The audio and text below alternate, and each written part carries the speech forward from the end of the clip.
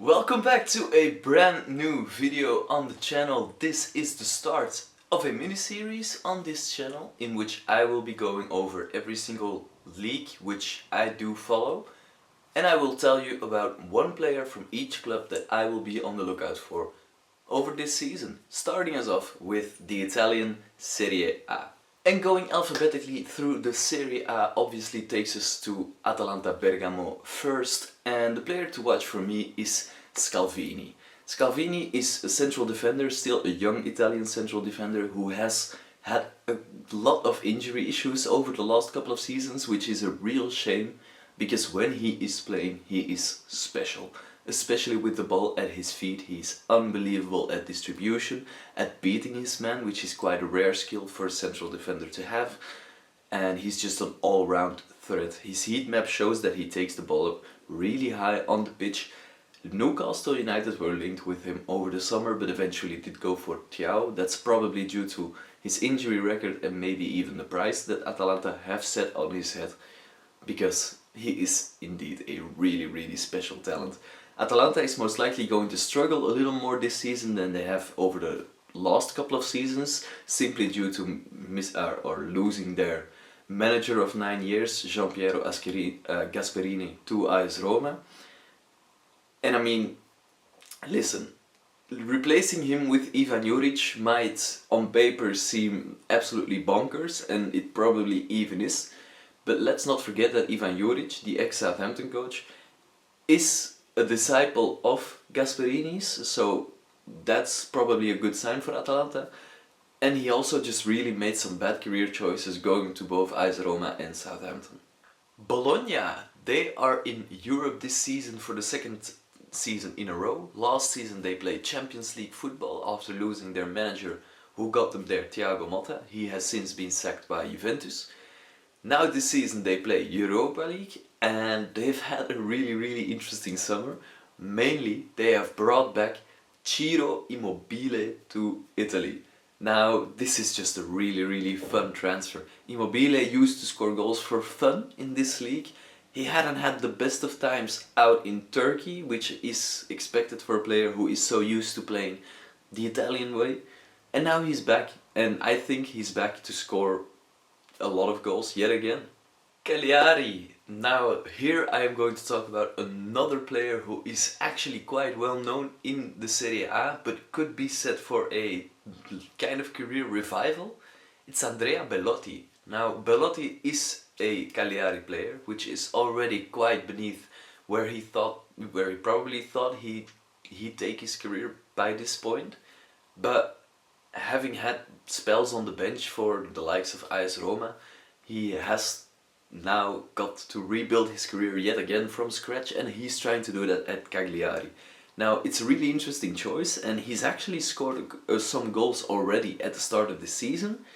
Now whether or not he would be able to win the Capocannoniere, which is the top scorer's prize in Italy, remains to be seen, but I do think it is one to keep your eye out, because, I mean, a revival for Andrea Bellotti, it can only be fun. Cremonense, one of the promoted sides and one of the surprise packages of this season. They kicked off the season with a 2-1 win against AC Milan, and I mean, they haven't really looked back ever since. I think they are still undefeated in the Serie A, which is absolutely incredible for a promoted side like them. And the player to watch in their team is a defender. It is Baschiarotto, because he is unbelievable. On the first match day he scored a pretty good goal against AC Milan, but make sure you go and check out his celebration because it's absolutely fantastic. But other than that game, he's been an absolute leader at the back for Cremonense, which is exactly what you need if you are to survive Italian football. They've pretty much given themselves the best shot at doing so, and for that Baschiarotto just has to get credit.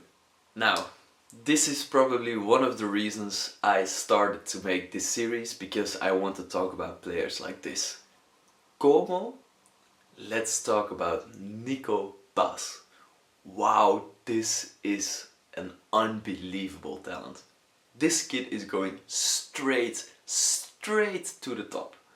Not only did he start the season on fire, first game for Como, goal and an assist ran the show every single game since he's ran the show. Not the week that has just gone by, but the week before, he scored a fantastic winning goal for Como. The week after came, Como won, I think it was 2-1 against La Viola, Fiorentina that is.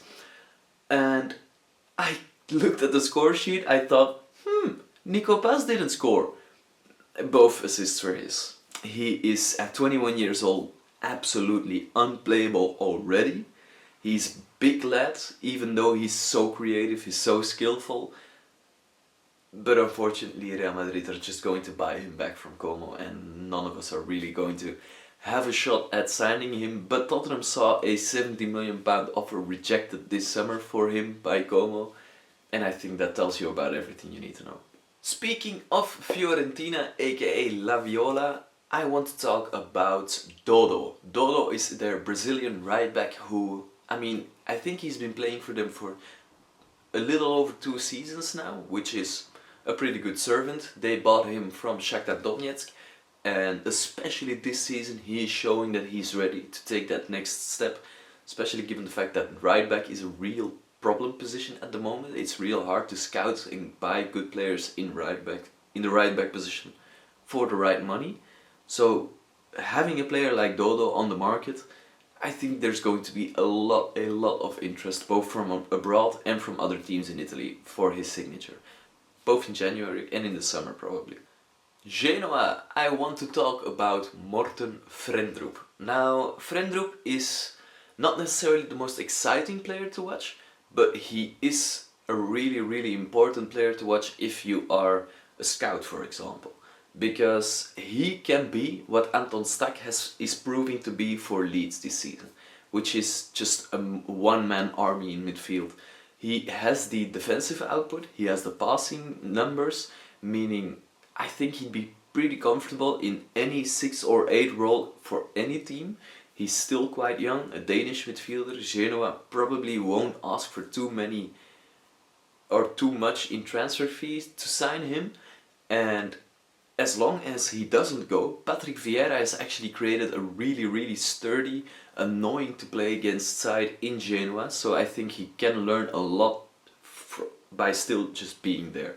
Very interesting player to keep in mind. Hellas Verona, I originally was going to go for Rafik Belghali because, he comes from KV Mechelen. That's really exciting to see him in the Serie A, especially if he is getting game time there. But he's not the one I want to talk about. The one I want to talk about in the Serie A is Gift Orban. Now, me for example, I live in Belgium. I know who he is because of his time at Ghent. There he, especially when he joined, scored for absolute fun. Afterwards he left Ghent to join Lyon. There it didn't necessarily work out for him, so he went to Germany, to the Bundesliga, and now he's already in Italy playing for Hellas Verona. This might sound like a journeyman's career, it probably kind of is, but he's actually started pretty good for Hellas Verona. Over the weekend he had 8 shots in just one game. Okay, he only scored the 1 goal in the draw against Juventus, but still to get 8 shots, of which 4 were on target against a team like Juventus, that's pretty impressive stuff. So I think we might be able to see some of the old Gift Orban back in the Serie A, and I'm here for it. Inter Milan, Inter fans, please tell me how excited you are for the signing for the emergence, shall we say, of Pio Esposito. Now, he is an incredible talent, isn't he? The thing that really strikes me when it comes to Pio Esposito is we've obviously seen already Sebastian Esposito come through the Inter Academy, not really having things work out for him. I think he's now at Cagliari as well. But this kid, Francisco Pio Esposito, he is the real deal. Last season at Spezia he already showed really big promise, but this season for Inter he is probably the most tactical, versatile forward Inter have, because he's comfortable in playing in a 1 up front, in a 2 up front. He can provide, he can score for himself, he can choose position really smartly, but he also has the physical attributes. I think Italy has finally got a prospect here that can actually become a world-class striker, and that's really exciting for the Italian national team and for Inter Milan. The most important part is going to be managing his minutes. You have the options in attack, given the fact you've got Thuram, Martinez, Boni, so don't play him every game, give him the time to develop, and I think Esposito could be the real deal. Juventus, can it be anyone else than Kenan Yildiz? I mean, this kid is unbelievable. Some might even say last season he already was Juventus' star player, but this season he's very much become the talisman.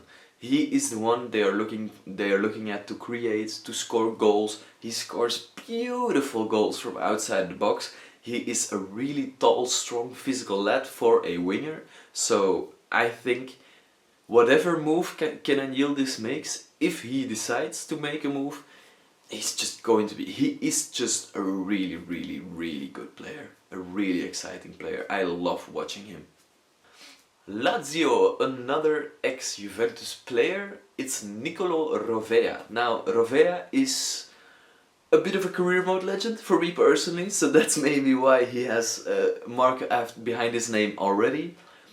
But he also has some incredible underlying statistics in the Serie A, especially when it comes to his defensive side from the middle of the park, which is a really underrated part of his game, in my opinion, because when you think Italian midfielders, you think someone who can dictate the tempo of play. Think about, for example, Manuel Locatelli, someone who is a passing hub from the middle of the park. Well, Rovea has that to his game, but Rovea is an absolute defensive machine.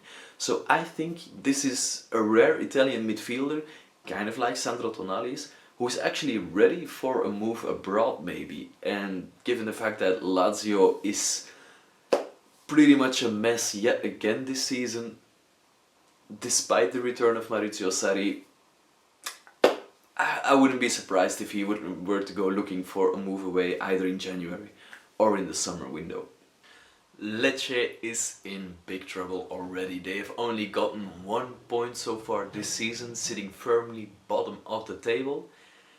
That already makes it a little harder to pick a player for them to watch this season, but I've decided to go with Thiago Gabriel. Now, Thiago Gabriel is a defender for Lecce. He has had a pretty solid start to this season, but unfortunately I doubt it's going to be enough for Lecce. I really worry about them, and it's a shame because I don't want to see them go from the Serie A. AC Milan fans, how fantastic has Luka Modric been for you this season already? A 40-year-old Luka Modric is looking like carrying AC Milan towards being Napoli's greatest challenger for this year's Scudetto, which, I mean, is absolutely unbelievable. But he's not the player I want to talk about. Luka Modric is 40 years old, we know what we're going to get from him. He is a fantastic player and an absolute legend of the game. Instead, I would like to talk about Ardon Yashari.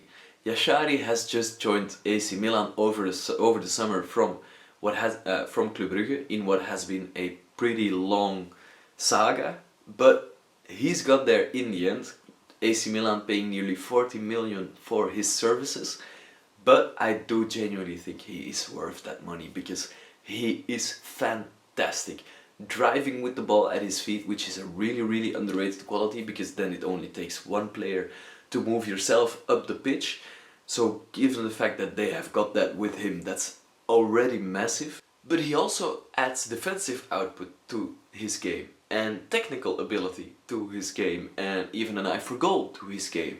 He genuinely has everything in his skill set to succeed both at AC Milan and at any level. I genuinely believe that. It's really unfortunate he's had to start his AC Milan career with an injury, but if and when he comes back, you are going to see that this player is absolutely fantastic. I genuinely believe he might be the most talented player to come out of the Jupiler Pro League since Kevin De Bruyne. So that's a really exciting thing to watch out for, AC Milan fans. Napoli, I mean, we mentioned his name, but let's just talk about him already. Kevin De Bruyne, welcome to the Serie A. This is, I mean, this is so cool to see. He is going to cement himself in Napolitan history by being a part of the first back-to-back title-winning teams in Napoli's history, because they have only won 4 Scudetti in their history, none of them coming in back-to-back seasons, so being able to defend it, which, I mean, I think they are favourites to do so this season, that will cement his place in history. And I also believe Napoli's highest ever Champions League placing was the quarterfinals, so if they were to reach that or even go beyond, break Antonio Conte's Champions League hoodoo and go far in that competition as well, I think Napoli has got to be one of the most fun to watch and interesting teams in Europe. They've had a fantastic summer, bringing in the likes of Noah Lang, Luca, is it Giovanni Luca? I think so. Rasmus Højlund, Sam Beukema, but Kevin De Bruyne is the cream of the crop, isn't he? He is probably the best player over the last decade in England, maybe only rivaled by Salah, so yeah, very excited to see him play in the Serie A. Parma look like they will struggle this season as well. They lost both their coach Christian Chivu and their star striker to Inter Milan. They have managed to keep a hold of their deep line playmaker Bernabé, which I think is a pretty good player. But the player I'm on the lookout for is Matija Frigan, who is the Croatian striker that Parma have just bought in from the Jupiler Pro League. There he scored quite a lot of goals, so it just, I mean, let's wait and see if he can translate those goals to the Serie A, but if he can, that's going to be a massive help for Parma in surviving this season's relegation race, which they are absolutely in, unfortunately. Pisa is one of the other teams that has been promoted to this season's Serie A, and another team that over the summer lost their manager. Their manager is Pippo Inzaghi, yes, that one, and he's kind of proving to be a second tier specialist in Italy, because this was already the 3rd side he's gotten promoted, and he's taken over at second tier Palermo as well to oversee their promotion back to the big time. As for Pisa, a really interesting player they brought in over the summer, in my opinion, is Michael Aebischer. The reason I want to talk about him is, for one, some people might know him from the Switzerland squad in the last Euros, but what you don't maybe know about him is that he's unbelievably versatile. He can play in central midfield, in attacking midfield, in defensive midfield, at fullback, on the wing. He can play absolutely everywhere, has Serie A experience because he came from Bologna, where he played actually for quite a long time. I think this is exactly the sort of signing which you do need to make to keep yourself in contention of staying in the league. Well done, Pisa. Roma! It has to be Mattia Sule. Now, Sule is a really interesting player. He's a young Argentinian attacking midfielder, has a want of a left foot, but it's Paulo Dybala which is the problem. I don't necessarily think Dybala and Sule work in the same setup, in the same team, so you have to sacrifice one of them. You then sacrifice Dybala, because Sule is 10 years younger than Dybala is, but Dybala is on such a big contract, you can't really have him sit out the entirety of this season, and you also have to manage some of Sule's minutes. So that is an interesting equation, shall we say, for Gasperini. But when it comes to a pure talent level, I think Sule is absolutely incredible and a joy to watch.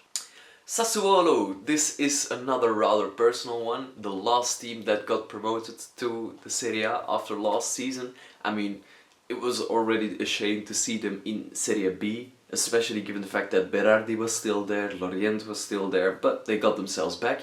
And now they've added someone like Aster Franksveld. Now, is he going to add a lot to this team? It remains to be seen. I sure hope he does, and I sure hope he kicks on.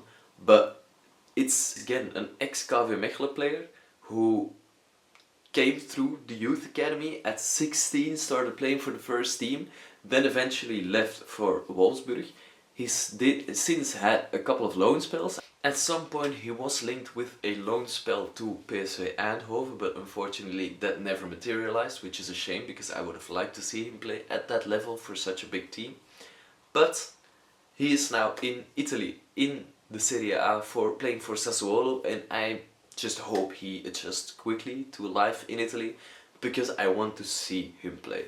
I know he has incredible talent within him. Let's just see it brought out. As for Torino, who is the second to last team on this list, I've decided to go with Asllani from Inter Milan. They have just gotten him this summer, and I mean, people who have watched the Serie A for a number of seasons will know this is a kid with a lot of talent, a lot of deep line playmaking abilities, but it's never really come to fruition at Inter Milan, especially given the fact that he had Mkhitaryan, Çalhanoğlu, Barea all in front of him in that pecking order. But he's now made the decision to go. He's gone to Torino, and I think that's a really exciting step for him in his career. So let's wait and see if he can become the main guy in that 11, because I do think he has the ability. Udinese is the last team I want to talk about, and this player is actually a big career mode legend of mine for last season's career mode. It's Lennon Miller. They've brought him in from the Scottish League. He's only 19 years old, a central midfielder, and given the fact that I've played with him on career mode so much, I went and watched some of his highlights. I actually even went and watched some games in the Scottish Premiership, which, I mean, I didn't leave Belgium to watch, but I did watch on my TV. And he's actually looking pretty class. For a 19-year-old, he's really brave. He's got a fantastic engine. Yeah, I'm really excited to see him in Italy. Anyway, that was the end of this video. Which league should I do next? Please let me know in the comment section below. Have I missed out any players, or was I wrong about your team's player? Please let me know as well. And yeah, I'd like to see you with or in the next video. Have a good one.